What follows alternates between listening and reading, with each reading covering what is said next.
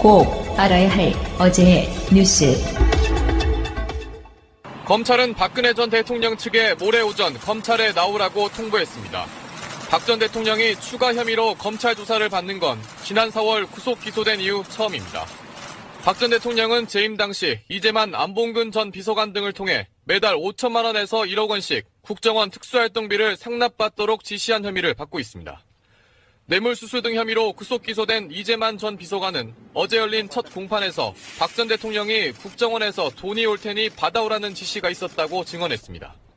당초 박 전 대통령에 대해서는 구치소 방문 조사가 될 걸로 예상됐지만 검찰은 청사 소환 조사를 택했습니다. 검찰 관계자는 구속 피의자의 경우 소환 조사가 원칙이라며 특수한 신분이라도 다른 사건과의 형평성을 맞춘 것이라고 설명했습니다. 다만 실제 소환 조사가 이뤄질지는 미지수입니다. 본인의 재판마저 거부하고 있는 박 전 대통령이 소환에 응하지 않을 거란 관측이 나오고 있습니다. 검찰은 이원종 전 비서실장도 특활비 수수 의혹과 관련해 모레 피의자 신분으로 소환한다고 밝혔습니다. 국정농단의 시작과 끝으로 불리는 비선실세 최순실 씨는 지난해 검찰 첫 출석 당시 당황스러운 표정으로 고개를 숙였습니다. 하지만 석 달 뒤 특검에 나타났을 때는 강압 수사를 받고 있다고 목소리를 높여 주변을 놀라게 했습니다.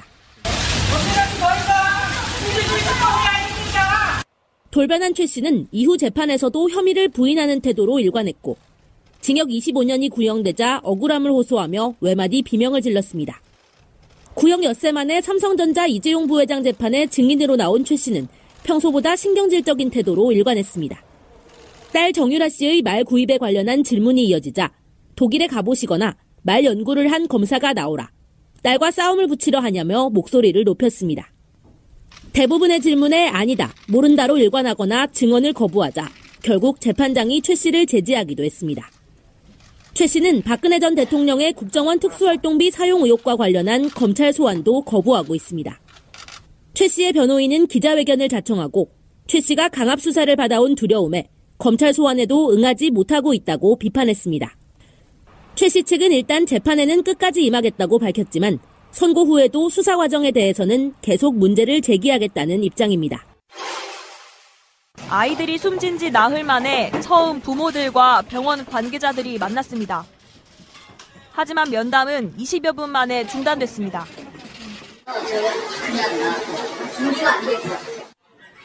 가족들은 병원 측의 무성의를 지적했습니다. 만남 전에 미리 담당 의료진과 언론 브리핑을 담당했던 홍보실장이 나와줄 것을 요청했습니다. 하지만 사고 당시 당직 의사와 홍보실장은 약속 시간에 나타나지 않았습니다. 뒤늦게 합류한 홍보실장은 질문이 이어지자 그대로 자리를 피했습니다. 참석 안에서 불러달라고 했더니 와서 팔짱 끼고 뒤에 앉아있다가 갑자기 일어나서 나가면서 나는 진료원에서 지금 가봐야 되겠는데요. 부모들은 숨지기 전날 저녁부터 당일까지 병원이 어떤 조치를 했는지 설명을 요구했습니다. 하지만 병원은 10줄도 안 되는 간단한 기록만 내놓았습니다. 심지어 일부 아이의 간호 기록과 제공한 자료가 일치하지 않은 아이도 있었습니다. 병원 측의 무성의한 태도에 가족들은 한 번 더 상처를 받았습니다. 방송 중간에 좋아요를 눌러주시면 새날팀들에게 큰 힘이 됩니다. 미리 감사합니다. 트위터가 진짜 언론입니다. 새날 달력이 드디어 나왔다면서요? 네, 출력이 아주 잘 돼서 나왔고요. 택배 계약부터 시작해서 다 하나씩 해나가다 보니까 시간이 조금 늦어졌는데 적어도 다음 주까지는 모두 받아보실 수 있을 것 같습니다. 지금 펀딩 참여하신 분들은 다 받아보실 수 있는 거고. 네, 펀딩 참여하신 분들은 다 메일을 드렸어요. 지난주에 이런저런 사정으로 지금 늦어지고 있다고. 이번 주 늦어도 다음 주 초반에는 다들 받아보실 것 같아요. 펀딩 참여 안 하셨지만 새날 달력 사고 싶다 하시는 분들 어떻게 해야 돼요? 새날베스트.com 그대로 찾아오시면 됩니다. 그 링크는 제가 팟빵 공지사항 정도로 걸어드리겠습니다. 거기다 신청하시면은 발송 하나하나씩 해드리는 거죠. 순차적으로 출고는요. 방송을 들으시는 오늘부터 시작됩니다. 야, 달력 근데 잘 나왔더라. 물건이 잘 빠졌어. 오늘 밥도요. 이게 뭐 청와대 밥은 아니지만 청와대 밥은 좀 맛이 좀 없어요. 근데 우리 강원 나물밥 이렇게 특별히 준비한 밥이라고 합니다. 아마 여러분들 덕분에 이번 우리 평창 동계올림픽 또 패럴림픽 온 국민들이 함께하는 축제가 될 것이라고 저는 확신합니다. 여러분 그렇게 생각하시죠? 네. 내가 곧 대한민국이다. 나도 자부심가지고 내가 끝나는 날까지 최선을 다해주시기를 바랍니다. 자, 저번에 우리가 방송에서 소개해드린 적 있죠. 문재인 대통령과 식사할 수 있는 기회. 나 실패했어. 평창 올림픽 입장권을 사면 추첨해서 문재인 대통령과 식사할 수 있게 해드리겠습니다. 추천 방법은 새날 방식이 제일 공정한 거 아니에요? 그렇죠. 예. 어떻게 했을까요, 이거? 이거는 청와대 관계자의 의중이 들어간 추천 방식. 에이. 그런 의혹 제기가 저기 보수론이 갖다 쓰기 때문에 장난으로 하지 마. 이제 내가 힘들어 죽겠어. 이거 장난이 아니고요. 정말 참신한 아이디어들이 많이 올라왔어요. 그래서 그 참신한 아이디어 중에서도 정말 누가 봐도 공감할 수 있는 이런 인증샷을 보냈단 말이야. 이건 무조건 뽑혀야 돼. 이런 그 감동을 주는 인증샷을 골라냈다는 거죠. 그런데 우리의 바람대로 청와대에 가서 식사를 했을 줄 알았지. 청와대에 가면 문재인 대통령과 20명이 앉아서 밥을 먹는 게 아니고 그 맛없는 밥. 대통령이 타는 전용 열차 트레인 1호라는 게 있답니다. 처음 들었어요, 저는. 있어요. 79년도부터 만들어진 어느 나라나 있어요. 근데 거기에 KTX에 타서 같이 식사를 하고 식사 메뉴는 뭐였냐면 도시락이었어요. 문 대통령하고 같이 먹었다는 도시락은 맛있어 보이더라고요. KTX 도시락 진짜 악명 높거든요. 가성비 낮다고. 가격이 9,000원, 9,900원 이렇게 해요. 그렇게 비싸요? 예, 그런데 실제로 딱 뚜껑 열어보잖아요. 욕 나옵니다. 납품하는 곳이 예전에 제가 먹었을 땐 신라 호텔이었어요. 옛날에 그랬었어요. 예. 차라리 역사 내에서 파는 불고기 브라더스나 다른 뭐 호토모토나 이런 게 훨씬 더 맛있어요. KTX에서 파는 거. 얼마나 많이 먹었으면 상호를 다 외우네. 저는 그 기차 여행을 자주 하거든요. 그래서 KTX가 지금까지 노무현 대통령 시절부터 지금까지 정권이 바뀌면은 열차 출발 시각이나 전체적인 기강이 달라져요. 그런 것도 꾸준히 관찰을 해왔기 때문에 가장 큰 불만은 KTX는 진짜 도시락 너무 심해 진짜. 그런데 그 자리에서 문재인 대통령이 하신 말씀이 있는데 여러분들은 청와대 식사하는 걸 생각하셨겠지만 여기서 이렇게 먹으니까 어때요? 그러면서 사실 청와대 밥 맛도 없어요 이렇게 이야기하거든요. 근데 이게 공격하는 용도로 쓰이더라고. 그런 정도의 유머를. 왜요? 문재인 대통령이 청와대 조리사들을 폄하했대. 진짜. 청와대 밥 먹어봤거든요. 네. 먹어본 사람의 입장에서 보면 그렇게 저렴한 가격에 그 정도 나오면 되는 거예요. 그런데 우리가 보기에는 밖에서 사 먹는 사람들 입장에서 보면 맛없지. 야, 진짜 그 사람들은 문재인 대통령 숨 쉬는 것 때문에 지구에 이산화탄소 발생량으로 온실 효과를 촉진하고 있다고 왜 욕을 안 하는지 모르겠네. 그건 아르곤 아니야, 아르곤? 나는 문재인 대통령과 지금 서울 한 나라에서 같은 숨을 쉬면서 그분의 아르곤을 내가 청와대 밥이라고 하는 거는 사실 호화로운 밥의 상징이 아니고 현재 독재 정부가 아니라 이런 정권에서는 설선수범 용도로라도 청와대 밥이 호화로울 수가 없어요. 제가 알고 있는 구내식당 밥 중에 제일 맛있었던 건 KBS 신관에 가면 먹을 수 있는 밥이 제일 맛있었다고 기억이 되는데 구내식당도 천차만별이긴 하지만 청와대 밥이 특별히 맛있을 이유는 사실 없는 거지만 그런저런 이유를 떠나서 대통령은 달래려고. 그러니까 이분들하고 평창 올림픽을 홍보를 해야 되는 상황인데 청와대에서 밥을 먹으면 이수정이 떨어지잖아요. 그러니까 기대했을 만큼 청와대에서 밥을 먹는 게 아니어서 미안한 마음에. 그렇죠. 야, 사실 우리 집 밥 별로 맛없어. 이 밥이 더 맛있다라고 말하는 사실상의 농담을 갖고 비난하는 사람들이 참 제정신인지 궁금하고요. 어쨌건 그분들 정말 인생에 남을 만한 역사의 어떤 현장에 갔다고 보고 문재인 대통령 그런 자랑을 하세요. 대통령 전용 열차에 일반 보통 국민들을 태우는 일은 지금까지 없었다고 한다. 그래서 여러분들이 역사 속에 제1호로서 기록이 깨질 수 없는 그런 기록을 갖고 있다. 뭐 이런 뉘앙스로 말씀하십니다. 제도로서의 민주주의가 흔들리고 구타는 일은 이제 없습니다. 민주주의가 밥이고 밥이 민주주의가 되어야 합니다. 어떤 책 이야기를 좀 잠깐만 해보겠습니다. 아담의 눈물이라는 책 제목을 들어보셨는지 모르겠는데 광고로 들었습니다. 책 내용은 대략 이런 거라고 생각해요. 책 전체적인 한 권을 다 읽고 난 느낌. 있을 때 잘하자. 보통의 중년 남자들이 그냥 가부장적인 사회에서 살아오다가 부인이 부재하게 된 상황에서 어떤 감정을 느끼는지를 쓴 책 이렇게 보시면 될 것 같습니다. 그래서 아담이라는 이름을 딱히 붙이는 느낌 자체가 와요. 아주 본능적으로 남자와 여자라는 어떤 롤 사이에서 남자들이 무심한 것들이 있잖아요. 본인은 의도하지 않았으나 그 무심한 것들이 갖는 회환과 후회 이런 것들이 다 표현되어 있는 그런 제목이 아닌가 이런 생각을 해봤습니다. 있을 때 잘하자는 말이 일면 타당해 보여도 아무리 잘해도 보내고 나면 남는 건 후회밖에 없는 거죠. 그래서 이 사랑하는 사람하고의 관계에서 생기는 어쩔 수 없는 숙명적인 현상인 것 같아요. 이 남아있는 사람 가질 수밖에 없는. 맞아요. 100% 공감합니다. 네. 이것은 이별 뒤에 느낄 수밖에 없는 것들이에요. 이별을 안 했다면 지금도 똑같았을 거잖아. 이 가정 자체가 거의 불필요한 건데 문제는 이런 책들은 남자분들은 필히 한번 읽어봐야 돼요. 남이 자기 자신의 경험을 갖고 책으로 어떤 감정들을 남겨놓잖아요. 네. 그러면 그 사람 같은 후회를 하지 않게 되는 좋은 효과가 있는 거죠. 그렇죠. 이게 결혼이라는 제도와 그 사랑이라는 감정, 단순히 그 사랑한다는 감정과 결혼을 해서 가정을 이룬다는 거는 굉장히 큰 차이가 있고요. 결혼을 해서 가정을 이루는 거에 대해서 연습할 시간이 없어요, 우리가 살면서. 언제 연습을 해보겠어요? 저같이 돌싱했다가 다시 결혼하면 모를. 그건 불가능하거든요. 그래서 이러한 책을 바탕으로 해서 이렇게 해서는 안 되는구나. 이렇게 하면 되겠구나라는 교훈을 얻으면 이게 바로 연습이 된다고 생각을 해요. 간접 경험. 그렇죠. 이 책을 쓰신 분이 이동환이라는 분이신데 이동환 평범한 보통의 사람이에요. 특별히 작가를 하셨다기보다는 뭐 학원 강사 하시면서 하신 그런 분인데 서평을 보니까 장난 아니에요. 여러분들은 왜 가끔씩 그런 이야기 하시죠? TV에 눈물 최근에 그 종영한 드라마 하나 있어요. 원미경 씨가 엄마로 나오고 유동근 씨가 아빠로 나오는 뭐 그런 세상에서 드라마가. 가장 슬픈 이별. 네.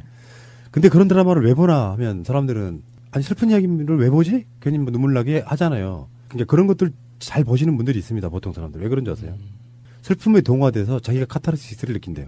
슬픈 이야기를 들으면서 맞다. 부인의 입장과 남편의 입장이 갈리긴 하겠지만 어느 쪽이든 간에 거기에 동화돼가지고 슬픔을 느끼면서 스스로가 자기를 반성하는 시간이 슬픔을 통해서만 나온다는 거예요. 시트콤만 만들면 되지. 즐거운 이야기만 할 거면. 그러니까 남의 경험을 통해가지고 남의 작품을 통해가지고 내가 느끼는 감정들인데 이 책을 읽어보신 분들의 평을 들어보면은 알려지기만 하면 굉장히 많은 사람들이 읽을 수밖에 없는 그런 책이라고 서평에 나와 있더라고요. 작가 개인의 경험이 녹아 있어서 그런 것 같아요. 서평을 보니까.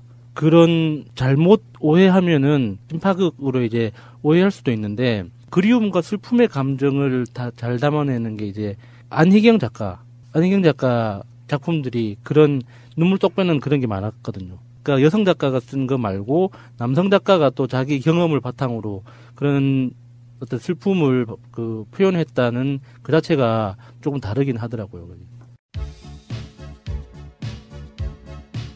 이런 책은 굉장히 오랜만인 것 같아요. 지금 요즘 뭐 기술에 대한 거라던가 방법에 대한 그런 책들 많잖아요. 그런데 꽤 오랜만에 이런 종류의 책을 읽어보게 된 것 같아요.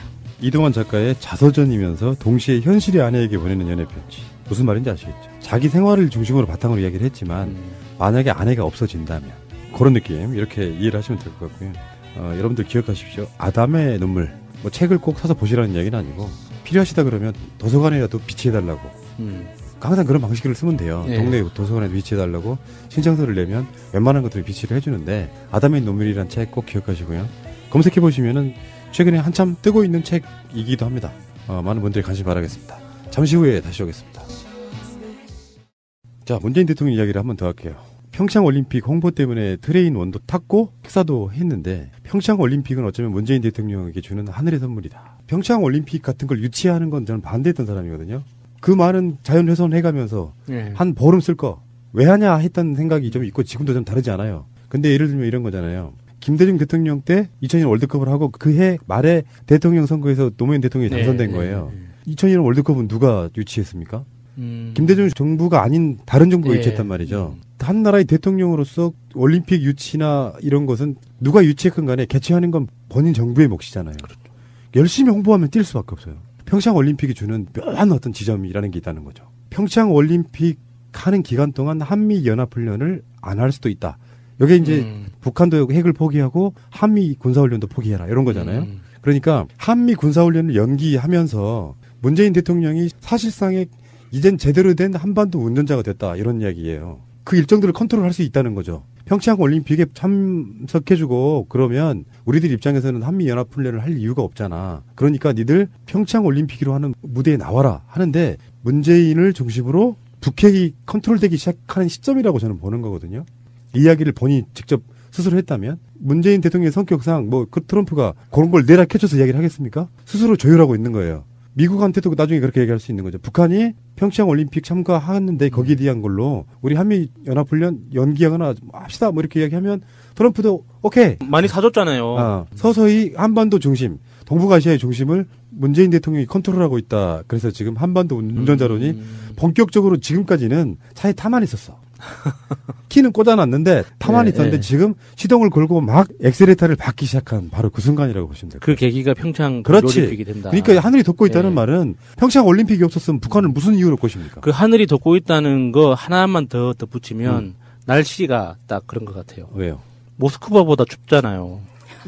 이 날씨 그대로 간다면 정말 성공적인 올림픽이 될 것 같아요. 인공눈을 뿌리지 않아도 되고. 문재인 대통령이 평창 동계올림픽은 2월 초에 열리잖아요.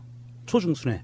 그런데 이제 그것만 있는 게 아니에요, 우리가. 그 올림픽이 끝나고 나면 패럴림픽이 또 있어요. 3월에. 그래서 매년 2월, 3월에 열리고 있는 키리졸브 훈련하고 독수리 훈련 이 두 가지를 미국 측에 공식적으로 연기하자라는 요청을 보낸 상태고요.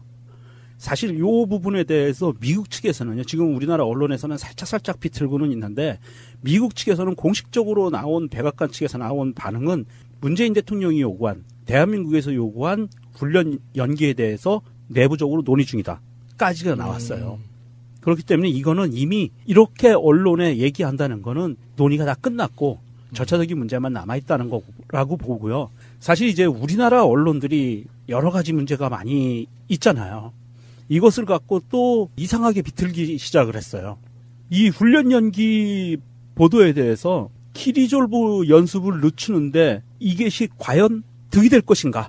누구한테 득이 된다는 거예요? 대한민국에 득이 될 것인가라는 논지의 이야기도 나오고 있어요. 무슨 뜻이냐면, 아니, 그러니까 우리가 손해 볼 것도 없고 미국도 손해 볼 게 없잖아요. 어차피 이번에 그 트럼프가 방한했을 때 영업할 거 다 하고 뭐 장사할 거 다 하고 올해 영업은 끝냈는데 뭐 그 연기한다고 해서 뭐 안 하겠다는 것도 아니고 사실 한미연합 훈련이 말이 훈련이지 신제품 엑스포잖아요. 군수산업 신제품 엑스포 같은 그 개념이기 때문에 일종의 영업인 거예요. 동북아시아에서 하는 신무기 전시장 역할을 하는 건데 그거 이제 충분히 이제 매출 딱 찍었는데 약간 연기해도 미국도 손해볼 거 없고 우리도 손해볼 거 없는 거죠. 사실 이제 이 키리졸브 연습은 어떻게 보면 속을 들여다보면 북한에서 주장하고 있는 선제공격 훈련이라는 게 맥이 다 있어요. 지금 대륙간 탄도미사일과 핵을 개발한 상태에서 미국 측의 입장은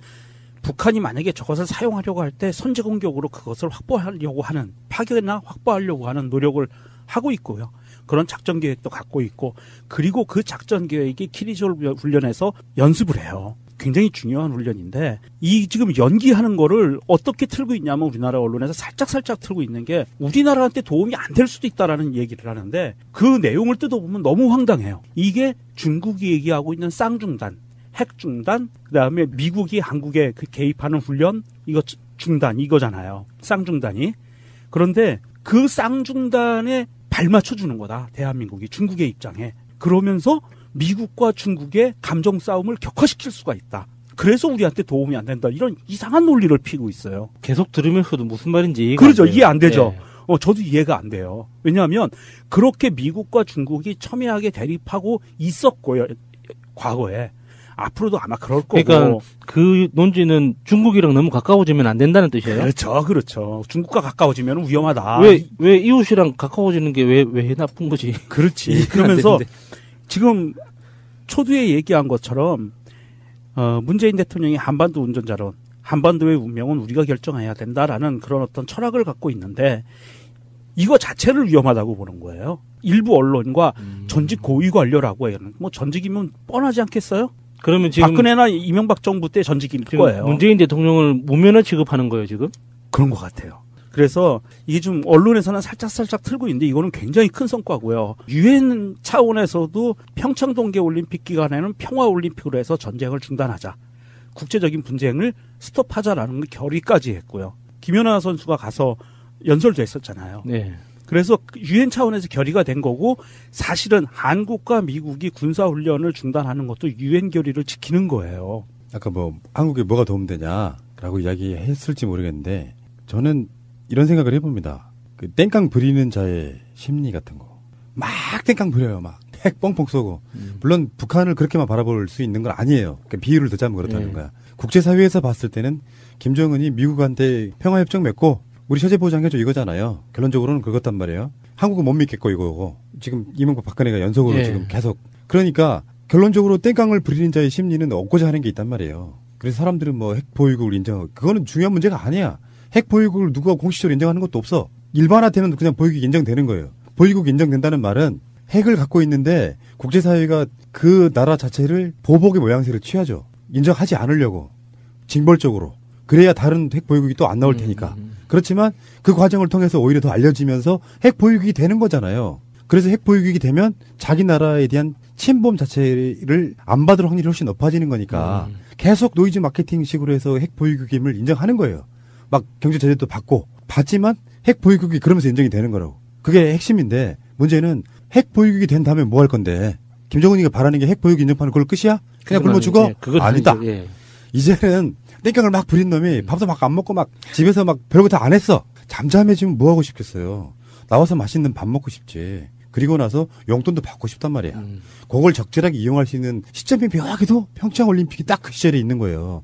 그렇지. 그러니까 보통 관계에 있어가지고 그냥 나오려 하기엔 뻘쭘해. 싸웠으니까. 사이가 안 좋으니까. 근데 야 다른 건 말고 임마 지금 마당에서 임마 손님들 오셔가지고 지금 너 안 나와 시각팍.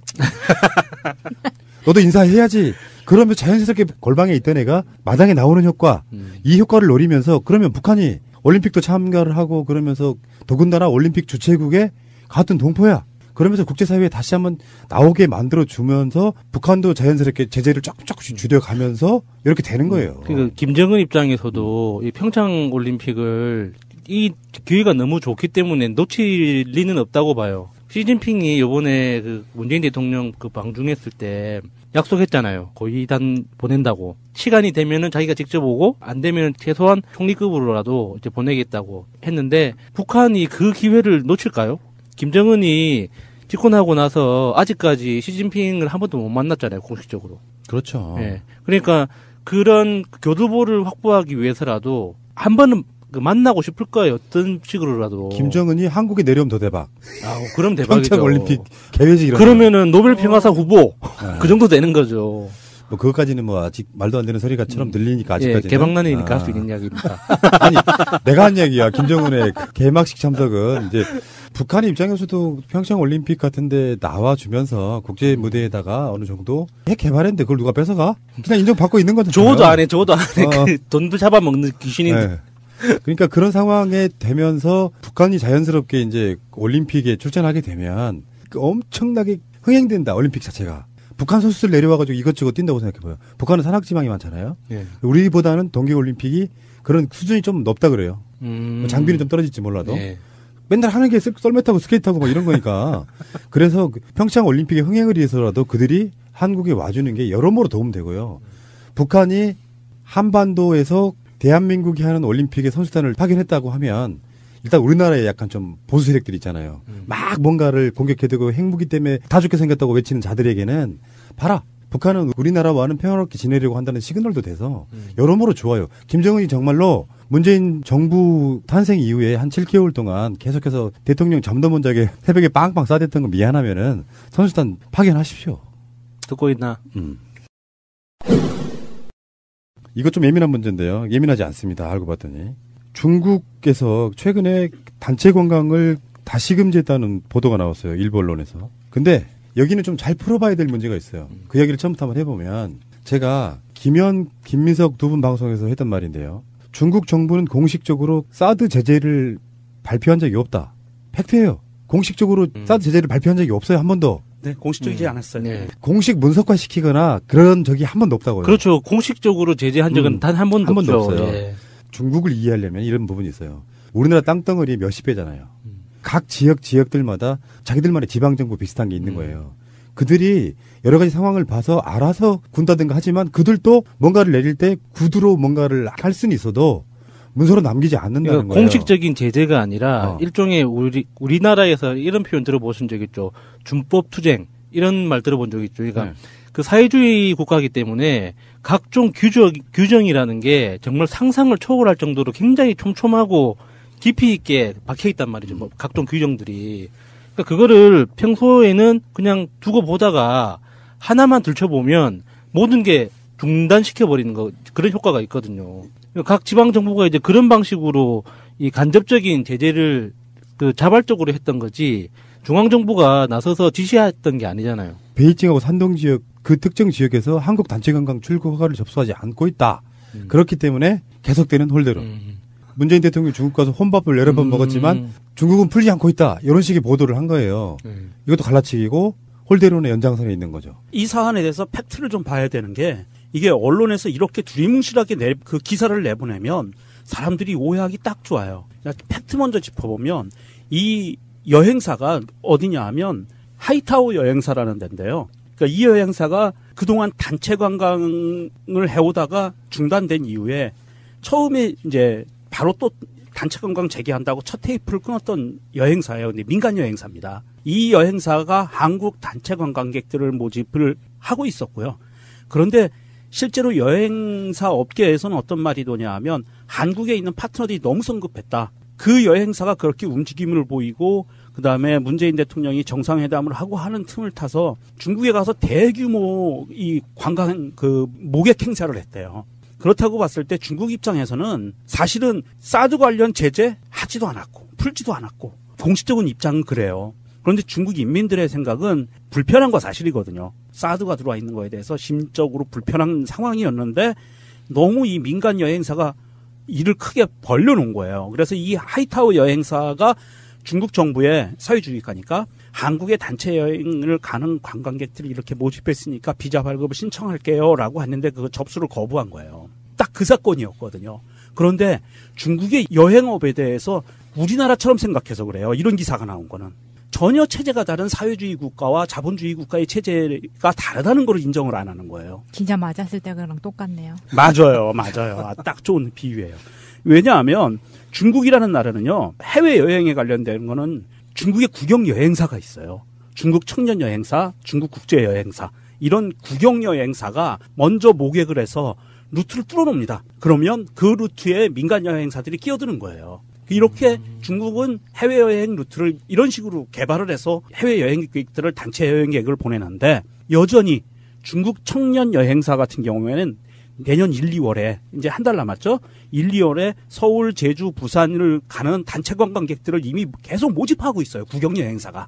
그리고 중국 국제여행사도 그렇고 이런 국영여행사의 움직임은 단체 관광객들을 모집하고 있는 상황이고 이 하나의 민간 여행사만 비자 발급을 신청을 할게요 하는 서류를 접수를 거부하고 벤치를 놓은 것뿐이에요. 그러니까 얼마나 썩어 문드러진 새끼들. 그러니까 계속 우리가 지금 방송 내보내면서 그런 얘기들 계속 하고 있지만 조금만 틈만 보이면은 이거 이상한데 홀대 받는 거 맞는 것 같은데 내가 그 최민희 의원 방송에서 그런 얘기 좀 했는데요.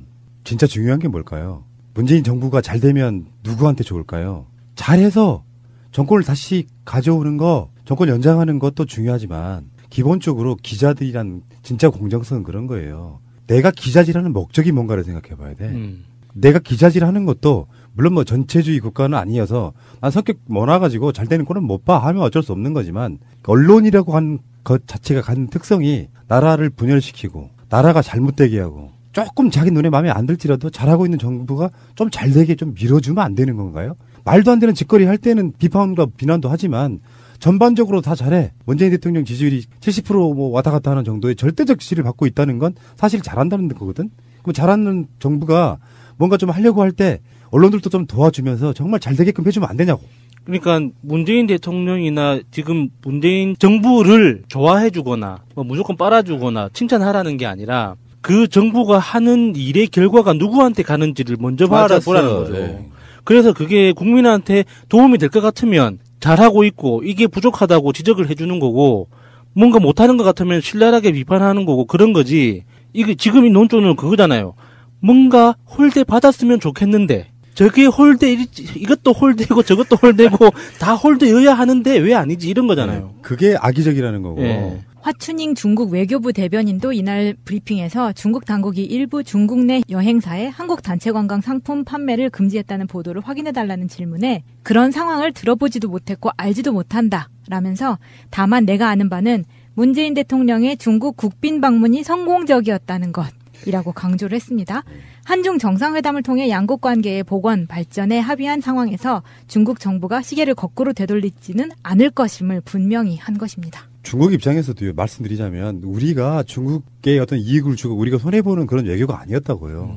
우리도 이익이고 중국도 이익인 쪽의 외교를 지금 만들어 놓고 온 상황이라고 하면 하신 말씀이 다 100% 공감하는 게 그런 거거든요. 큰 틀에서 한번 보고 정말 잘못하는 게 있다면 비판 위주로 가야겠죠. 근데 뭔가 조금 티끌만 발견돼도 거기에 대해서 비판하듯이 하는 게 언론이 아니에요. 그건 어그로 끄는 것밖에 안 돼요. 그래서 기레기라고 부르는 것이고요. 일단 알겠습니다. 중국 아직 이상 없어요. 제가 MB의 아바타입니까? 아니면 아니라고 본인이 해명하십시오. BBK라는 투자 자문회사를 설립을 하고 여러분 이거 다 거짓말하는 걸 아시죠?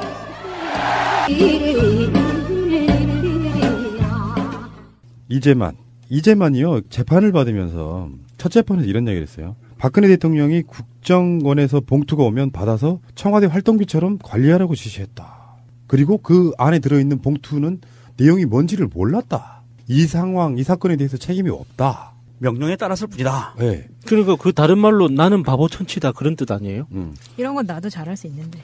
두 번째 봉투가 왔을 때 이거 들고 가서 보고를 드려야겠다는 생각에 직접 대통령 관저에 올라가서 보고를 했는데 그때 대통령이 이 비서관이 앞으로 청와대 활동비처럼 관리하세요 라고 이야기했다는 거예요. 그러니까 이재명 자체가 총무비서관이잖아요. 청와대 예산을 다 집행하는 사람이라고. 돈 만지는 사람이야. 네. 이재만 자체가 국고 손실 혐의 이런 거잖아. 네. VIP가 그걸 지시해서 따랐을 뿐이지 나는 전혀 관련된 바가 없다. 그러면서도 또 개인적으로 받은 돈도 있잖아요.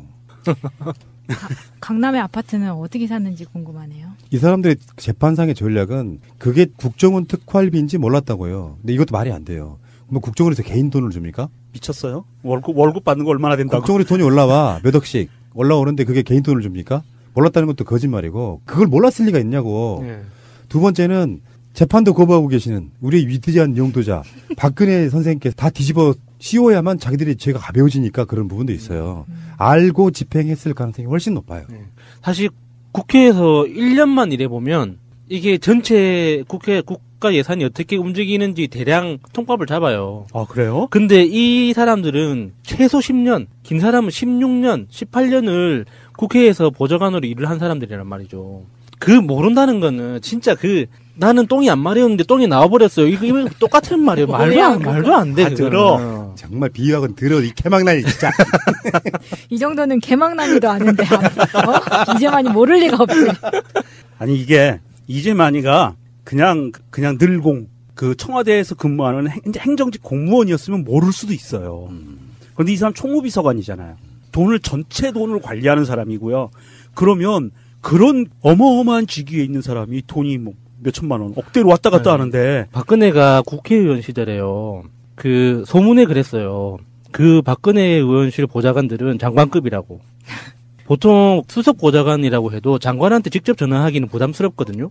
보통 차관하고는 뭐 이렇게 전화도 하고 그 차도 마시고 하는데 장관하고 직접 다이렉트로 장관을 부르거나 할 수는 없어요. 아무리 보좌관이라고 해도. 근데 소문에는 그랬어요. 이 사람들은 장관을 그냥 막 부르는 거예요. 오라 가라 하고. 경찰청장 그냥 오라 가라 하고. 그건 뭐 문고리니까. 예. 권력의 서열은 권력자의 거리와 비례한다. 예. 수도 없이 많은 신화적인 이야기를 남겼죠. 그런 일을 했던 사람이 이 돈의 움직임을 몰랐다? 나는 그 상자에 담겨 있는 게 묵직한 그게 뭔지 몰랐다고. 그 무슨 뭐 체면봉투일 줄 알았어?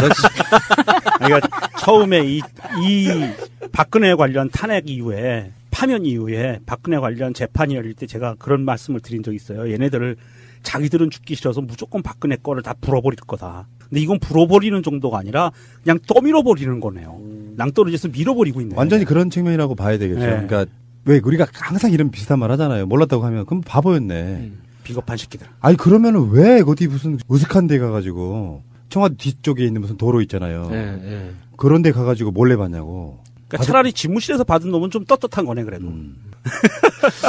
아니, 다 나쁜 새끼들 이야기만 하다 보니까 이게 비교하는 게 조심스럽네. 진짜. 그리고 하나 의문점이 더 있어요. 정무비서관한테 돈이 들어갔다고 하는 거는 이를테면 청와대 특활비로 쓰는 것처럼 썼다고 이야기하는데 이것도 좀 저는 의문스럽거든요. 청와대는 특활비건 예산이 나오잖아. 그걸 집행하는 사람이 정무비서관이잖아요. 근데 지금 사실은 남재준이 6억 줬고요. 지금까지 나온 걸로는 이병기가 8억 줬고요. 이병호가 19억 줬습니다. 이 돈을 청와대 예산에 보태서 정말 남루하기 짝이 없는 청와대 예산에 보태서 뭔가 불이익덕기를 했을까요? 저는 그렇게는 안 보거든요. 그렇지 않다고 봐요. 네. 그러니까 이거는 박근혜가 사적으로 뭔가를 써야 될 용도의 돈을 관리를 했을 가능성이 높은 거지. 청와대 그 전체의 운영비 같은 데 포함돼서 썼다고는 생각하지 않죠. 이건 말도 안 되는 거죠. 뭐 실값이나 약값이나 뭐 이런 그럴 수도 있고. 그러니까 청와대도 예산이 있잖아요. 청와대 예산이 청와대가 1년 동안 돌아갈 수 있는 예산이 부족하지 않게 책정됐던 걸로 알고 있어요. 근데 그 사적으로 썼다는 것도 굉장히 좀 너무 의아스러운 게 뭐 약값 뭐 이런 것들도 다 청와대 예산으로 샀다고 했잖아요. 그게 그 국회 감사 과정에서 밝혀진 거였잖아요. 국정감사 과정에서 리스트가 나왔죠. 예. 리스트가 나와서 밝혀진 건데 그럼 이 돈은 또 어디 썼다는 건지 너무 있잖아요. 궁금해 진짜. 실세. 그러니까 이렇게 봅시다. 딱히 돈이 부족해서라거나 그건 아니야. 박근혜나 최순실이 돈이 없는 사람들도 아니고 아닌데 일단 첫 번째는 가진 자들이 갖는 이런 거 있잖아. 막 돈이 몇천억 대인데 건물에 묶여 있고 부동산에 묶여 있고 뭐 어디 묶여 있고 해서 실제로 쌈짓돈처럼 쓰는 돈들이 있어. 근데 우리가 생각하는 것처럼 막 몇백 이런 게 아니고 몇 억 단위도 들어오면 받는데 그게 첫 번째였을 거고 두 번째는 국정원장들도 자기 자리 보존을 위해서라도 뇌물 형식으로 갖다 줘야 되는 어떤 상황들. 아니 돈을 주거니 받거니 하면 얼마나 우호적인 관계가 생겨요. 저 사람은 나한테 돈을 주는 정말 좋은 놈. 그게 그래서 신비님이 표현했던 말이 매관매직이라고 표현했잖아요. 명정님 그러셨던가요? 매관매직? 그러니까 그런 식의 표현을 쓰면서 서로 간에 비밀스러운 카르텔을 형성하는 거고 국정원은 딱히 국가 안보를 위해서 써야 될 그 특수활동비를 이런 식으로 빼돌려서 상납을 함으로써 계속 인정을 받는 약간 푸들 같은 느낌의 조직으로서 그렇게 해왔을 거라고 생각이 들고 그거를 이제 법망을 피해가기 위해서 각자가 도생하는 방법으로 이거 박근혜 대통령이 시켰고요. 저 돈인 줄 몰랐어요. 이거잖아 지금. 시켰다는 건 알겠는데 돈인 줄 몰랐다는 건 너무 이 돌대가리 새끼 지금. 이런 새끼가 청와대 비서관을 하고 있어요. 아니 이게 얼마나 참담한 거냐면 사실 이 정도의 고위직에 있었던 사람들이요 잘못을 했으면은요 재판을 받으면 이거는 정말 나 이거 정말 억울해가 아니면 인정할 건 인정해야 돼요. 그게 그렇게 고위직까지 올라간 사람들의 마지막 남은 명예예요. 그런데 얘네들은 차라리 바보가 될지언정 나 죄 인정 못해 이 논리로 가면 이건 그 명예마저도 없던 거예요. 이거는 개망난이들이 최고위급을 해먹은 거야. 내가 왜요? 그 개망난이 말고 정말 이 나쁜 놈들인 거예요. 그 명정님이 정말 말씀 잘하셨어요. 최근에 내가 보고 느낀 게 한국 사람들은 참 착하구나. 뭘 보고 느꼈냐면 박지원 국민의당 전 대표가 부인이 최근에 뇌종양 수술인가를 했어요. 네. 한때는 문재인 대통령 막 공격해가지고 아주 적폐 중에 적폐로 인식된 사람이잖아요. 근데 부인 아파서 수술했다는 말에 대한 기사에 다 선풀이야. 쾌차하시길 바란다고.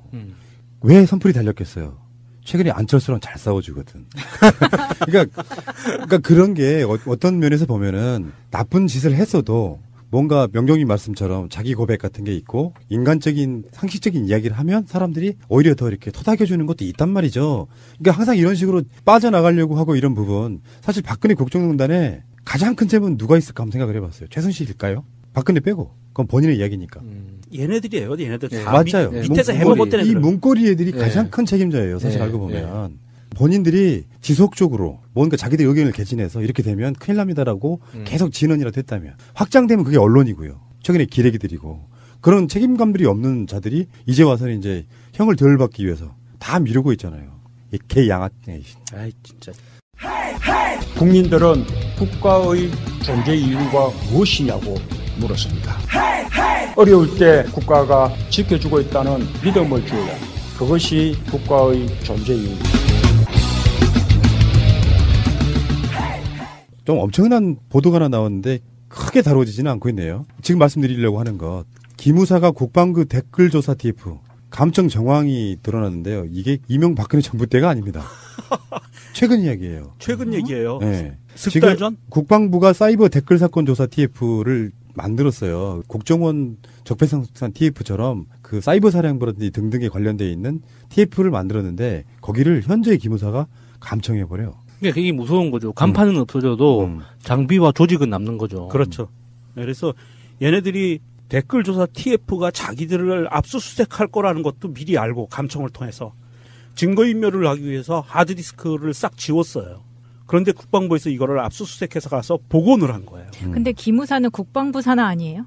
맞아요. 기무사도 국방부 산하인데 특별한 애들이에요. 기무사나 국정원이나 포지션이나 똑같습니다. 비슷하죠. 전에 우리가 그런 말씀 드린 적 있잖아. 사이버 사령부하고 기무사하고의 권력 싸움이 있었을지도 모르겠다. 딱 그게 들어맞는, 정확하게 들어맞는 거예요. 그러니까 기무사는 군복 입은 국정원이라고 생각하시면 되죠. 그렇죠. 군복을 입고 안에서 그 내부에서 이상한 움직임이 있나. 뭐 솔직하게 얘기하면 그냥 겉으로 얘기하는 거는 군 내부의 스파이, 간첩, 그다음에 이런 부분들을 방지하고 잡아내고 수색하는 정치군인들도 속아내고 이러는 일을 하는 게 기무사인데 얘네들이 완전히 정치적으로 편향돼 버린 거죠. 그러니까 자기 자신들의 범죄 행위가 드러날까 봐서라도 숨겨져서 엿들어야 되는 거예요. 이 사람들 입장이라는 게 그런 건데 기무사도 공무원이라고 보면 관료들이라고 보면 관료들의 저항이 알게 모르게 이런 식으로 있는 거다라고 큰 틀에서 보는 게 맞을 것 같아요. 지금도 계속되고 있는 거죠. 엄청나죠. 그러니까 우리나라 역사 중에 대한민국이 출범한 1948년 이후에 민주 세력이 정권 잡은 건 딱 10년이에요. 나머지는 다 그쪽 수구 세력들이 정권을 지금까지 어떤 형태로든 잡아왔잖아요. 그 시간 동안 그만큼 적폐가 쌓여 있는 겁니다. 그리고 권력이라는 게 그만큼 무서운 거죠. 권력을 가졌던 사람은 돈을 포기하는 한이 있더라도 권력은 안 놓치려고 하거든요. 아, 그래요? 예, 그래서 이런 정보 조직들이 가지고 있던 자기의 막강한 힘을 어떤 방식으로도 지금 유지시키려고 발버둥 치는 거죠, 이게. 근데 무섭지 않아요. 예. 정권 바뀌었으면 막 일사천리로 될 것 같잖아. 예. 내부 저항이 엄청 심하다는 예. 걸 바로 보여주는 겁니다. 우리가 단적으로 봤던 것 최근에 해수부도 그렇고, 지금 기무사도 그렇고, 정말 많이 있죠. 그 많이 있는 것들을 빨리 도려내야 되는데, 그 관료주의를 혁파해야 되는데 평화적인 방법으로 하려니 굉장히 힘든 거고요. 지치고 힘들어도 꾸준히 가야 돼요. 그렇게 후지부지 끝나버리면 문재인 대통령에게 가장 안 좋은 프레임이 만들어질 거예요. 열심히 뭔가를 했는데 개혁이 안 됐으므로 나중에 민주 진보 세력이 등을 돌리는 그런 형태로 만들려고 할 겁니다. 지금까지 언론들이 문재인 대통령의 개혁을 알게 모르게 막 방해하고 태클을 걸어왔는데 나중에 뭔가 그게 유야무야 될 것 같은 분위기면 나중에 기사가 이렇게 나온다고. 개혁 시동 걸었으나 흐지부지 적폐청산 못해. 그러면서 적폐청산을 바랐던 국민들을 이간질 막혀요. 감정선을 건드려. 무능한 정부였다고. 그러면 지지율이 쭉 빠지죠. 그게 노무현 대통령의 사례예요. 그러니까 그렇게 하지 말아야 된다는 걸 단적으로 보여주고 있는 거라고 봅니다. 이런 거는 빨리 조사를 해가지고 그 담당자가 누군지 누가 시켰는지를 빨리 조사해서 포토라인에 세워가지고 바로 수사 들어가야 되는 바로 그런 것들 중에 하나라고. 네. 기무사가 자기 상급기관인 국방부를 감청을 한 거는요. 이거는 용서할 수 없는 거예요. 이게 지금 기사에 보면 지금 국방부는 문재인 대통령의 뜻에 따라서 법과 원칙대로 가려고 하는 거예요. 국방부도 뭐냐면 통신비밀보호법이라는 것을 적용을 해서 이게 위반되면 수사하겠다라고 이야기를 하는데 엄밀히 따지면 요거 하나만 해당되는 게 아니에요. 군형법이라든지 여러 가지가 걸려 있어요. 그래서 얘네들은 기무사 애들을 빨리 조사해서 제가 보기엔 장성급과 영관급들이 꽤 많이 관여돼 있을 겁니다. 알게 모르게 많이 관여돼 있을 거고요. 물론 국방부는 애도 있지만 말도 안 되는 짓들을 한 기무사를 완전히 좀 바꿔줘야 될 것 같아요. 근데 기무사는 분명히 이렇게 실드 칠 거예요. 정상적인 업무를 행위했다. 아, 간첩 색출을 위해서. 그 말은 지금 누가 하고 있냐면은 김태효도 하고 있고요. 김관진도 하고 있고요. 우병우도 하고 있어요. 정상적인 업무 범위라고. 그럴듯하게 그렇게 포장돼가지고 적폐세력 비유하는 국민들한테는 정상적인 업무도 정치보복으로 수사하고 있다. 이 프레임이 지금 각종 군대에서 벌어지고 있는 적폐청산과 그것을 반대하는 세력 간의 전선이 그렇게 만들어지고 있습니다. 만약에 이게 정상적인 업무라는 프레임이 지금 말씀하신 것처럼 우병우를 포함해서 뭐 김기춘이나 다 기타 등등 쭉 이 적폐 세력들이 수사하는 거가 법원 판단까지 가서 이게 정상적인 업무 범위였다라고 그러면 우리도 똑같이 정상적인 업무를 해야 돼요. 그렇지. 빙고. 역시 명정님은 천재십니다. 블랙리스트 만들고 국정원 시켜가지고 전부 다 뒷조사하고 다 해. 번개탄도 주고. 그러니까 홍준표 같은 자들이 진짜로 자기가 좋은 정당이 되고 정권을 잡을 수 있으려면은 과거에 있었던 것들을 관행이라고 퉁치지 말고 정상적인 업무라고 퉁치지 말고 해야 자기들이 안 당하는 거죠. 그런 거 있잖아요. 쿠데타 이야기할 때 5.16 쿠데타가 혁명이었다고 막 주장하는 애들 있잖아요. 그래서 제가 했던 말이 있습니다. 박근혜 정권 때 이 방송으로 여러 번 했던 말이에요. 그러면 지금 군대가 일어나서 박근혜 정권 엎어버리면 혁명이라고 하시겠네요들. 똑같은 거예요. 원리는. 아닌 건 아닌 거라고 이야기를 해야지. 대한민국 완전한 대한민국 문재인과 손잡고 다시 하나 되는 우리 대한민국. 끊지 마세요. 끊지 마세요.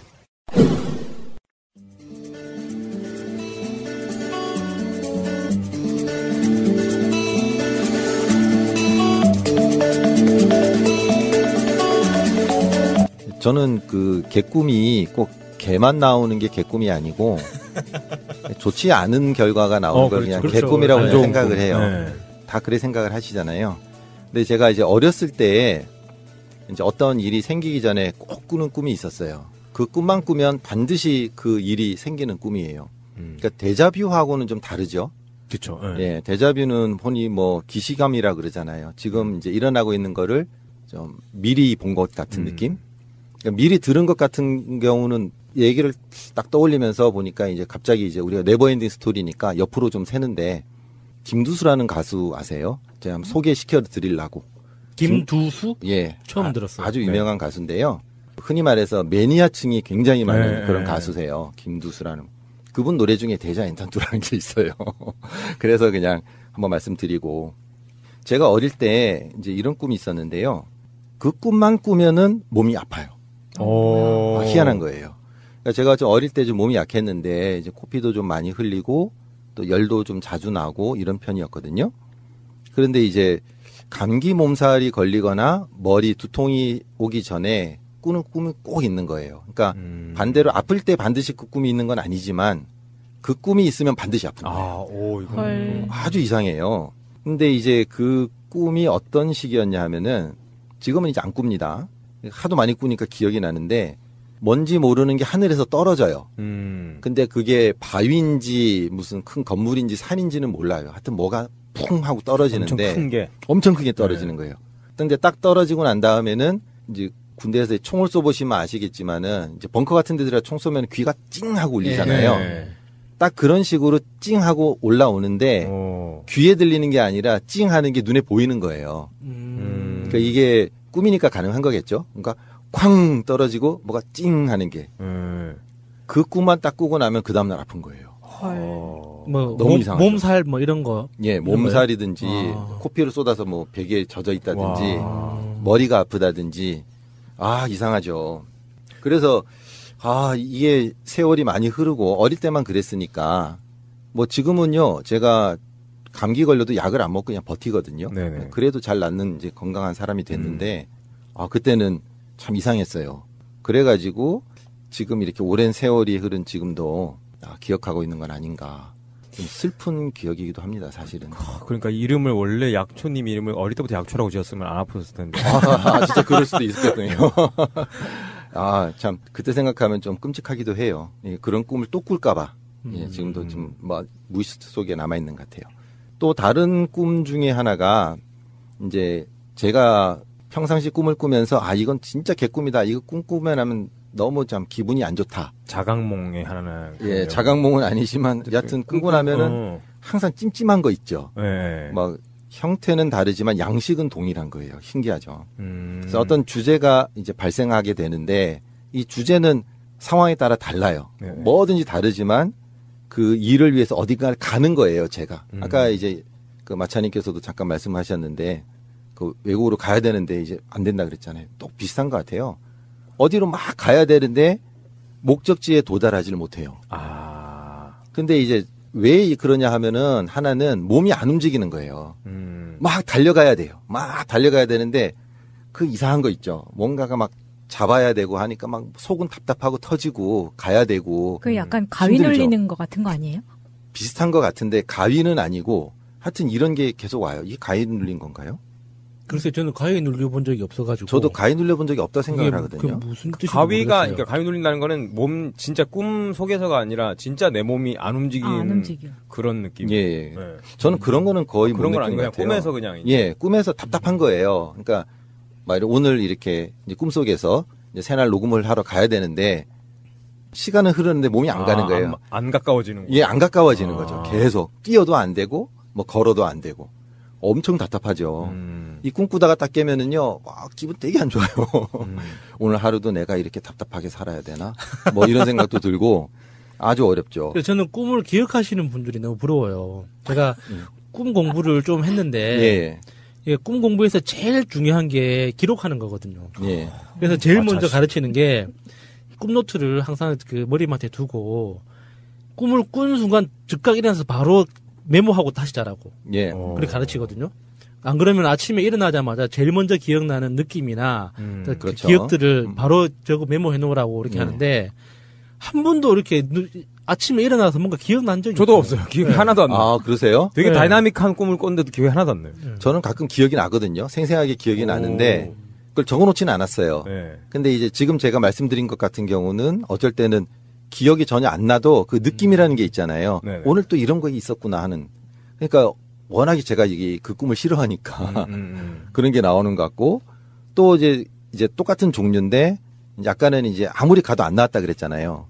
근데 어쩔 때는 도착을 딱 했는데 엉뚱한 곳인 거예요. 딱 해서 이제 예, 우리 새날 스튜디오를 왔는데 새날 스튜디오가 아니야. 사랑의 스튜디오에 와 있어요. 예, 엉뚱한 데가 있는 거예요.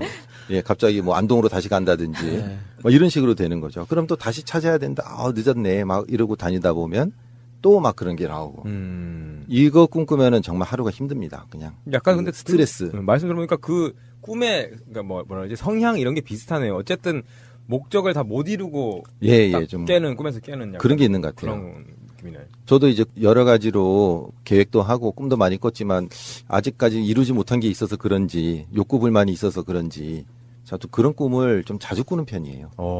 좀 안 좋은 것 같아요. 좀 꿈속에서라도 빡 해가지고 딱 이뤘으면 좋겠는데 그러면 답답하죠. 그 다음에 이제 세 번째인데 이거는 얘기를 해야 되나 말아야 되나 하다가 무슨 얘기신데? 예, 아직 이제 시간이 많아서 들어보고 결정하겠습니다. 예, 들을지 말지는.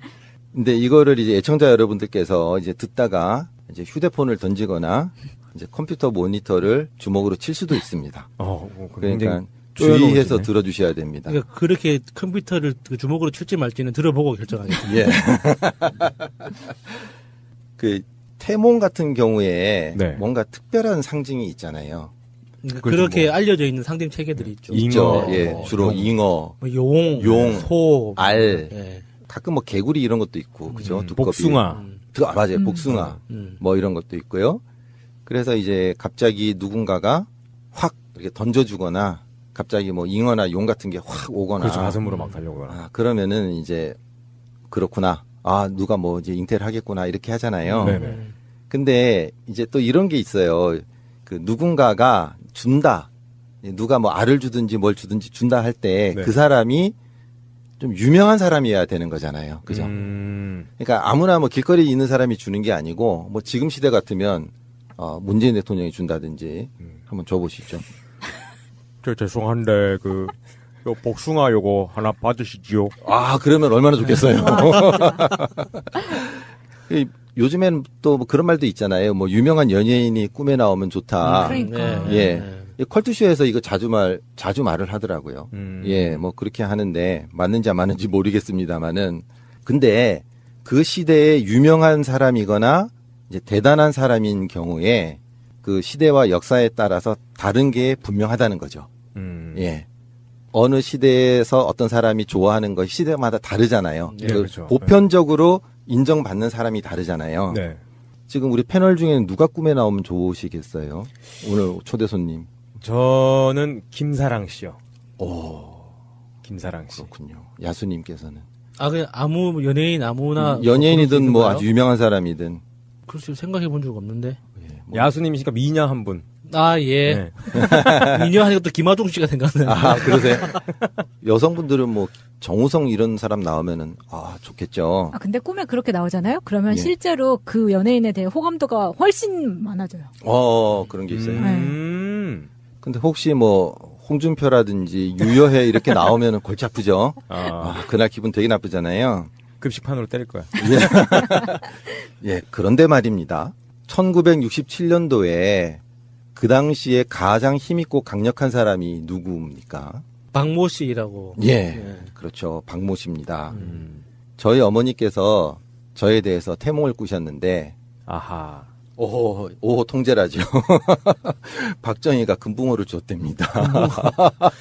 금붕어, 큰 거, 잉어급이었는지, 금붕어급이었는지가 중요하죠. 아니, 좀 큰 붕어였대요. 네. 금붕어인데, 좀 큰 거를 이렇게 줘가지고, 어머니께서 그 당시에 이제 박 대통령이 줬다, 이렇게 생각을 하는 거죠. 그 당시는. 그래서 그 이제 아들을 낳겠구나 생각을 하셨다는 거예요. 그 이야기를 계속 하셨었어요. 근데 지금 이제 돌아가셨지만. 근데 이게 꿈이라는 게 꿈에 나오는 내용 자체가 이제 어차피 상징이고 이야기잖아요. 상징이죠. 예, 네. 맞아요. 아까 그게 말씀하신. 재밌는 게 대한민국을 중심으로 중국, 이 동남아시아 쪽에는 아주 오래전부터 내세라는 개념이 있었어요. 네네. 예, 그렇죠. 그러니까 이렇게 윤회라는 개념 그렇죠. 때문에 귀신이라는 개념이 있었거든요. 그래서 무섭다, 공포, 위험한 이런 느낌과 귀신이 이렇게 붙어 있어요. 그래서 우리가 꿈속에서 뭔가 무서운 대상을 봤을 때 귀신을 봤다고 이렇게 지레짐작을 하거든요. 네네. 그래서 무섭다는 것과 뭐 도깨비, 귀신, 뭐 처녀 귀신 이런 개념과 연결시켜요. 무섭다는 개념과. 근데 서양에서는 똑같은 무섭다는 그 감정을 그러니까 그 서양에서는 윤회라는 개념이었기 때문에 네네. 그 저승에서 온 영혼의 귀신 이런 개념이 없어요. 네네. 뭐 무서운 해봤자 뭐 그 전기톱 들고 막 칼질하고 뭐 살인마들. 예, 뭐 피철갑하고 뭐 이런 개념뿐이지 네네. 뭔가 좀 다른 세상에서 온 개념이 없단 말이죠. 그래서 서양에서는 외계인이 그 자리에 있어요. 그 문어다리 하고 있는 그 두 종류처럼 생긴 그 외계인 있죠. 이 외계인이 동양에서의 귀신 기능을 해요. 그래서 뭔가 뭐 무서운 뭐 누가 뭐 도깨비가 잡아간다 뭐 이렇게 애들한테 이제 막 그 겁을 주잖아요. 외계인이 잡아간다고. 그 서양에서는 그게 외계인이 그 기능을 하거든요. 화성인, 외계인 이런 개념.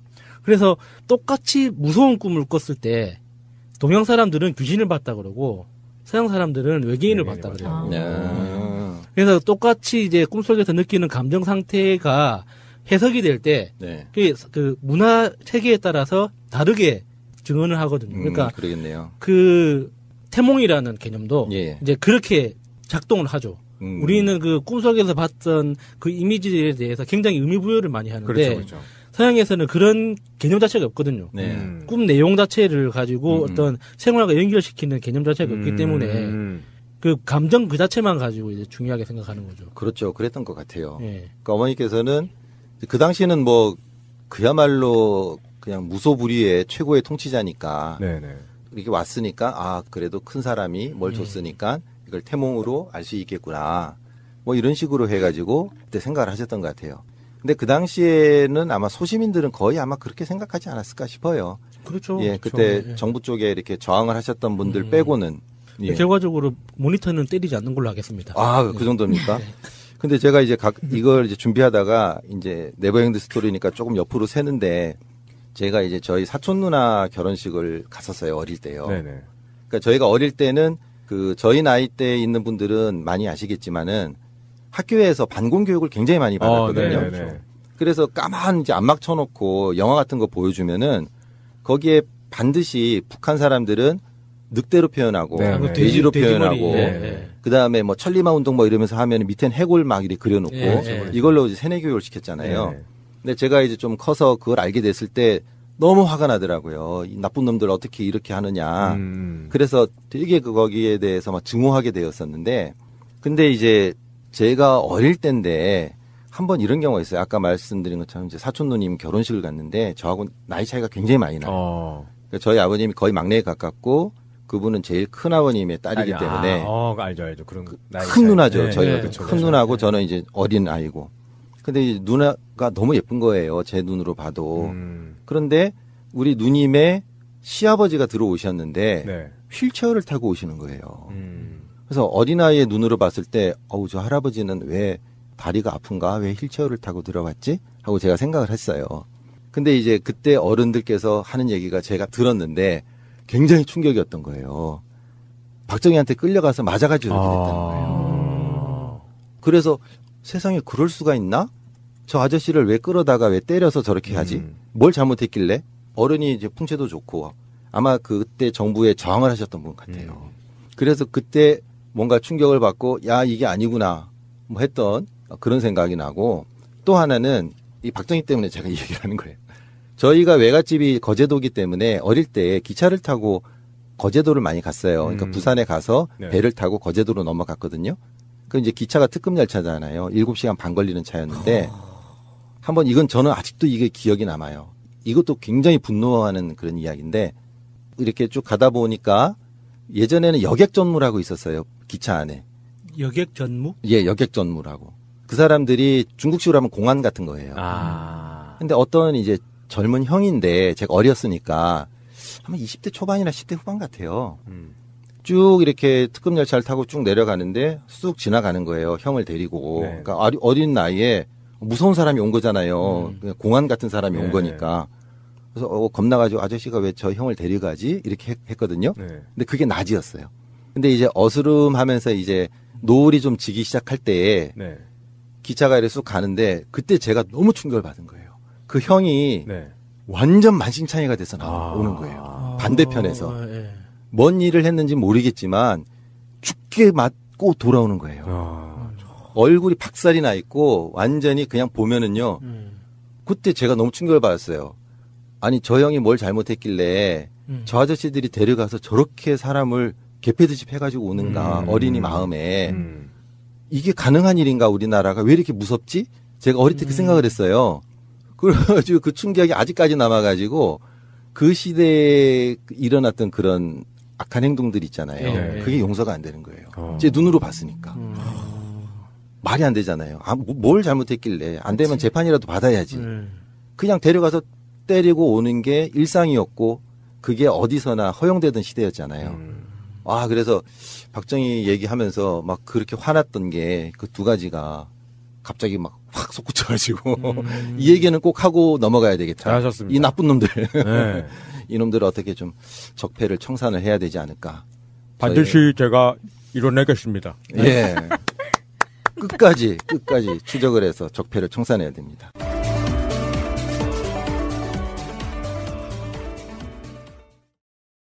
밥이라고 하는 거는 사실 호화로운 밥의 상징이 아니고 현재 독재 정부가 아니라 이런 정권에서는 설선수범 용도로라도 청와대 밥이 호화로울 수가 없어요. 제가 알고 있는 구내식당 밥 중에 제일 맛있었던 건 KBS 신관에 가면 먹을 수 있는 밥이 제일 맛있었다고 기억이 되는데 구내식당도 천차만별이긴 하지만 청와대 밥이 특별히 맛있을 이유는 사실 없는 거지만 그런저런 이유를 떠나서 대통령은 달래려고. 그러니까 이분들하고 평창올림픽을 홍보를 해야 되는 상황인데 청와대에서 밥을 먹으면 이수정이 떨어지잖아요.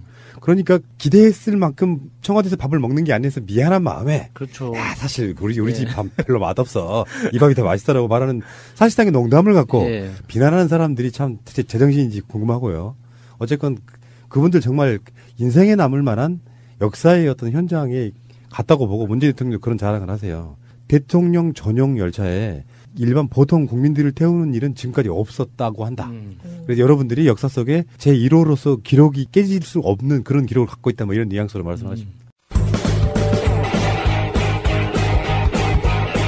제도로서의 민주주의가 흔들리고 구타는 일은 이제 없습니다. 민주주의가 밥이고 밥이 민주주의가 되어야 합니다. 어떤 책 이야기를 잠깐만 해보겠습니다. 아담의 눈물이라는 책 제목을 들어보셨는지 모르겠는데 광고로 들었습니다. 네. 책 내용은 대략 이런 거라고 생각해요. 책 전체적인 한 권을 다 읽고 난 느낌.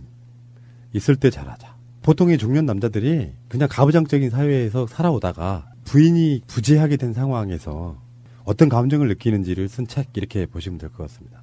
그래서 아담이라는 이름을 딱히 붙이는 느낌 자체가 와요. 아주 본능적으로 남자와 여자라는 어떤 롤 사이에서 남자들이 무심한 것들이 있잖아요. 본인은 의도하지 않았으나 그 무심한 것들이 갖는 회환과 후회 이런 것들이 다 표현되어 있는 그런 제목이 아닌가 이런 생각을 해봤습니다.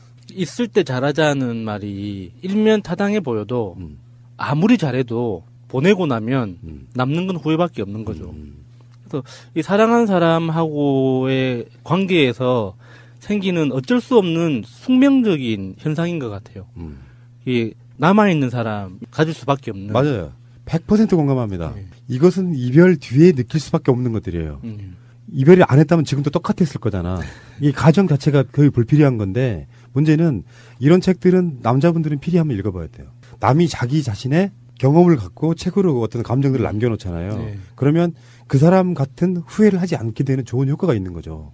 그렇죠. 이게 결혼이라는 제도와 그 사랑이라는 감정, 단순히 그 사랑한다는 감정과 결혼을 해서 가정을 이룬다는 거는 굉장히 큰 차이가 있고요. 결혼을 해서 가정을 이루는 거에 대해서 연습할 시간이 없어요, 우리가 살면서.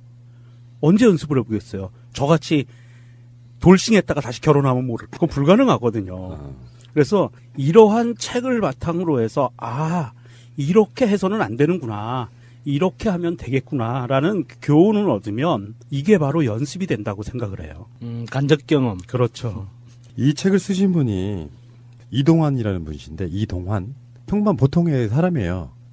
특별히 작가를 하셨다기보다는 뭐 학원 강사 하시면서 하신 그런 분인데 서평을 보니까 장난 아니에요.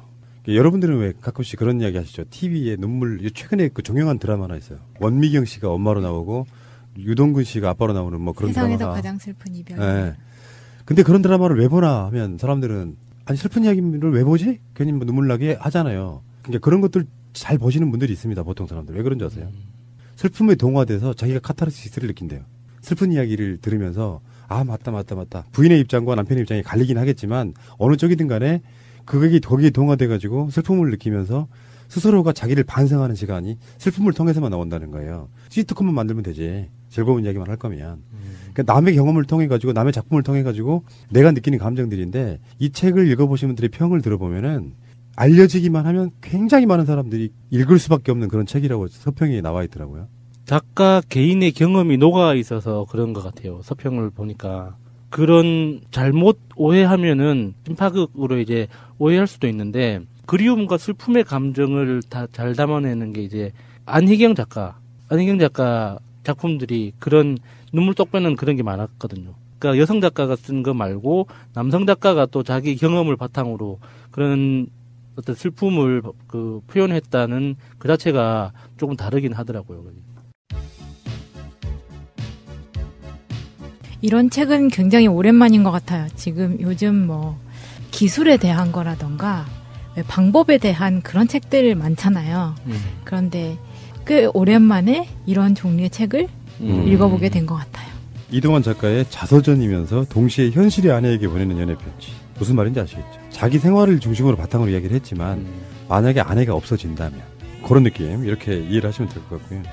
여러분들 기억하십시오. 아담의 눈물. 뭐 책을 꼭 사서 보시라는 이야기는 아니고 필요하시다 그러면 도서관에라도 비치해달라고 항상 그런 방식으로 쓰면 돼요. 네. 동네 도서관에 비치해달라고 신청서를 내면 웬만한 것들을 비치를 해주는데 아담의 눈물이라는 책 꼭 기억하시고요. 검색해보시면은 최근에 한참 뜨고 있는 책이기도 합니다. 많은 분들이 관심 바라겠습니다. 잠시 후에 다시 오겠습니다. 자, 문재인 대통령 이야기를 한번 더 할게요.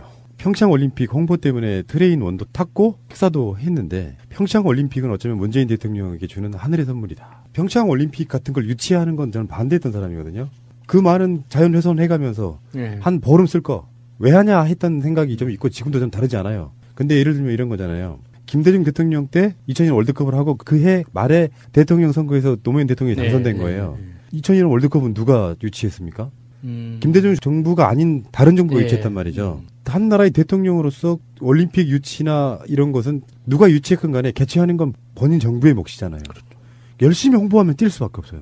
평창올림픽이 주는 묘한 어떤 지점이라는 게 있다는 거죠. 평창올림픽 하는 기간 동안 한미연합훈련을 안 할 수도 있다.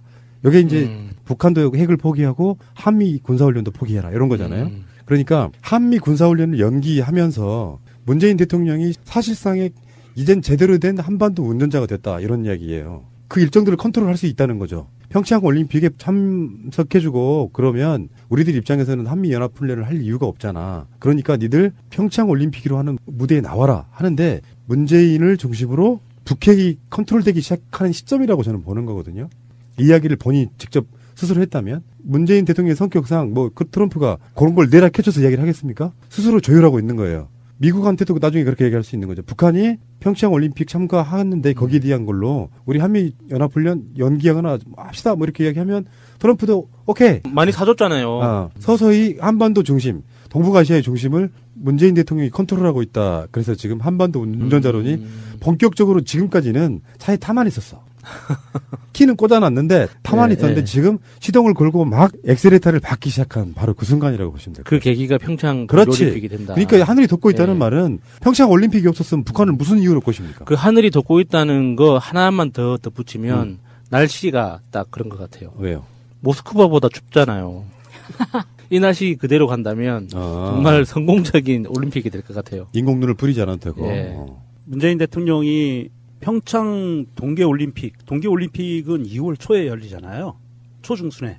그런데 이제 그것만 있는 게 아니에요, 우리가. 그 올림픽이 끝나고 나면 패럴림픽이 또 있어요. 3월에. 그래서 매년 2월, 3월에 열리고 있는 키리졸브 훈련하고 독수리 훈련 이 두 가지를 미국 측에 공식적으로 연기하자라는 요청을 보낸 상태고요.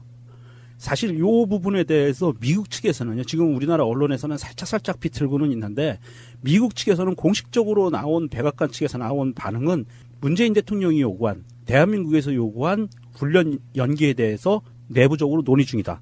까지가 나왔어요. 그렇기 때문에 이거는 이미 이렇게 언론에 얘기한다는 거는 논의가 다 끝났고, 절차적인 문제만 남아있다는 거라고 보고요. 사실 이제 우리나라 언론들이 여러 가지 문제가 많이 있잖아요. 이것을 갖고 또 이상하게 비틀기 시작을 했어요. 이 훈련 연기 보도에 대해서 키리졸브 연습을 늦추는데 이것이 과연 득이 될 것인가?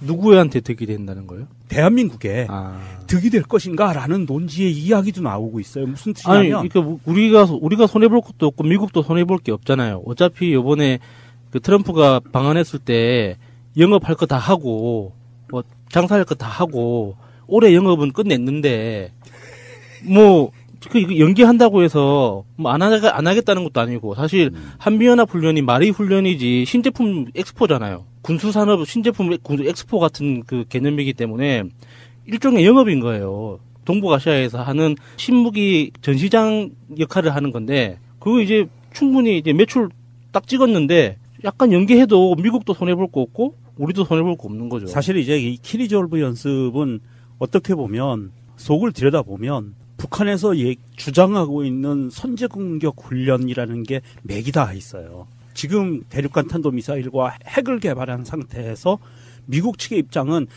북한이 만약에 저것을 사용하려고 할 때 선제공격으로 그것을 확보하려고 하는, 파괴나 확보하려고 하는 노력을 하고 있고요. 그런 작전 계획도 갖고 있고, 그리고 그 작전 계획이 키리졸브 훈련에서 연습을 해요. 굉장히 중요한 훈련인데, 이 지금 연기하는 거를 어떻게 틀고 있냐면 우리나라 언론에서 살짝 틀고 있는 게 우리나라한테 도움이 안 될 수도 있다라는 얘기를 하는데, 그 내용을 뜯어보면 너무 황당해요. 이게 중국이 얘기하고 있는 쌍중단, 핵중단, 그다음에 미국이 한국에 개입하는 훈련, 이거 중단 이거잖아요. 쌍중단이. 그런데 그 쌍중단에 발맞춰주는 거다, 대한민국이 중국의 입장에. 그러면서 미국과 중국의 감정 싸움을 격화시킬 수가 있다. 그래서 우리한테 도움이 안 된다. 이런 이상한 논리를 피고 있어요. 계속 들으면서도 무슨 말인지 이해가 그렇죠. 안 돼요. 이해 안 되죠. 네. 저도 이해가 안 돼요. 왜냐하면 그렇게 미국과 중국이 첨예하게 대립하고 있었고요, 과거에. 앞으로도 아마 그럴 거고. 그러니까 그 논지는 중국이랑 너무 가까워지면 안 된다는 뜻이에요? 그렇죠. 중국과 가까워지면 위험하다. 왜 이웃이랑 가까워지는 게 왜 나쁜 거지? 그렇지. 그러면서 지금 초두에 얘기한 것처럼 문재인 대통령이 한반도 운전자론, 한반도의 운명은 우리가 결정해야 된다라는 그런 어떤 철학을 갖고 있는데, 이거 자체를 위험하다고 보는 거예요. 일부 언론과 전직 고위 관료라고 해요. 뭐 전직이면 뻔하지 않겠어요? 그러면 지금 박근혜나 이명박 정부 때 전직일 거예요. 문재인 대통령을 무면허 취급하는 거예요, 지금? 그런 것 같아요. 그래서 이게 좀 언론에서는 살짝 틀고 있는데 이거는 굉장히 큰 성과고요. 유엔 차원에서도 평창 동계올림픽 기간에는 평화올림픽으로 해서 전쟁을 중단하자.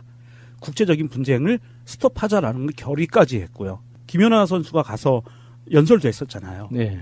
그래서 유엔 차원에서 결의가 된 거고 사실은 한국과 미국이 군사훈련을 중단하는 것도 유엔 결의를 지키는 거예요. 아까 한국에 뭐가 도움되냐라고 이야기했을지 모르겠는데 저는 이런 생각을 해봅니다. 그 땡깡 부리는 자의 심리 같은 거. 막 땡깡 부려요. 막 핵 뻥뻥 쏘고. 꼭 알아야 할 어제의 뉴스. 검찰은 박근혜 전 대통령 측에 모레 오전 검찰에 나오라고 통보했습니다. 박 전 대통령이 추가 혐의로 검찰 조사를 받는 건 지난 4월 구속 기소된 이후 처음입니다. 박 전 대통령은 재임 당시 이재만 안봉근 전 비서관 등을 통해 매달 5천만 원에서 1억 원씩 국정원 특수활동비를 상납받도록 지시한 혐의를 받고 있습니다.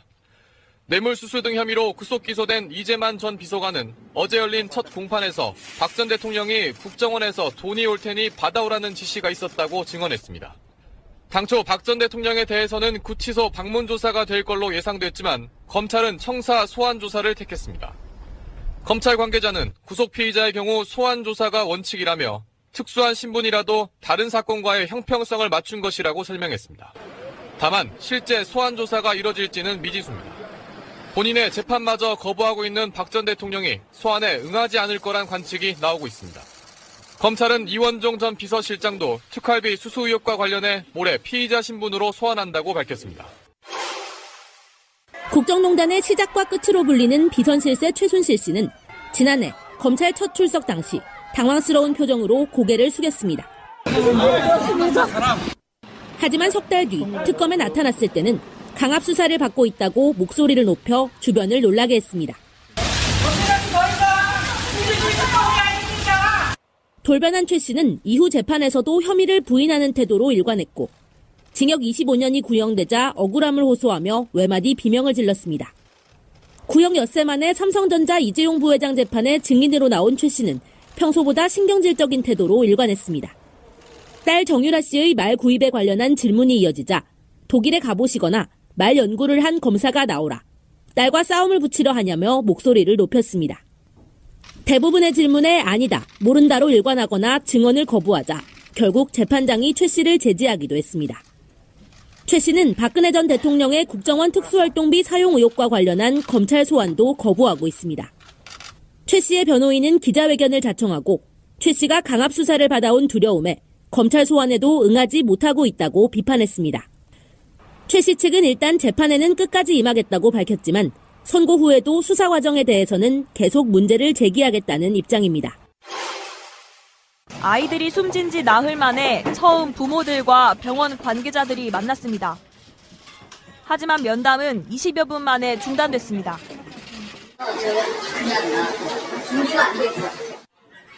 가족들은 병원 측의 무성의를 지적했습니다. 만남 전에 미리 담당 의료진과 언론 브리핑을 담당했던 홍보실장이 나와줄 것을 요청했습니다. 하지만 사고 당시 당직 의사와 홍보실장은 약속 시간에 나타나지 않았습니다. 뒤늦게 합류한 홍보실장은 질문이 이어지자 그대로 자리를 피했습니다. 참석 안 해서 불러달라고 했더니 와서 팔짱 끼고 뒤에 앉아있다가 갑자기 일어나서 나가면 나는 진료원에서 지금 가봐야 되겠는데요. 부모들은 숨지기 전날 저녁부터 당일까지 병원이 어떤 조치를 했는지 설명을 요구했습니다. 하지만 병원은 10줄도 안 되는 간단한 기록만 내놓았습니다. 심지어 일부 아이의 간호 기록과 제공한 자료가 일치하지 않은 아이도 있었습니다. 병원 측의 무성의한 태도에 가족들은 한 번 더 상처를 받았습니다. 방송 중간에 좋아요를 눌러주시면 새날팀들에게 큰 힘이 됩니다. 미리 감사합니다. 트위터가 진짜 언론입니다. 새날 달력이 드디어 나왔다면서요? 네, 출력이 아주 잘 돼서 나왔고요. 택배 계약부터 시작해서 다 하나씩 해나가다 보니까 시간이 조금 늦어졌는데 적어도 다음 주까지는 모두 받아보실 수 있을 것 같습니다. 지금 펀딩 참여하신 분들은 다 받아보실 수 있는 거고. 네, 펀딩 참여하신 분들은 다 메일을 드렸어요. 지난주에 이런저런 사정으로 지금 늦어지고 있다고 이번 주 늦어도 다음 주 초반에는 다들 받아보실 것 같아요. 펀딩 참여 안 하셨지만 새날 달력 사고 싶다 하시는 분들 어떻게 해야 돼요? 새날베스트.com 그대로 찾아오시면 됩니다. 그 링크는 제가 팟빵 공지사항 정도로 걸어드리겠습니다. 거기다 신청하시면은 발송 하나하나씩 해드리는 거죠. 순차적으로 출고는요. 방송을 들으시는 오늘부터 시작됩니다. 야, 달력 근데 잘 나왔더라. 물건이 잘 빠졌어. 오늘 밥도요.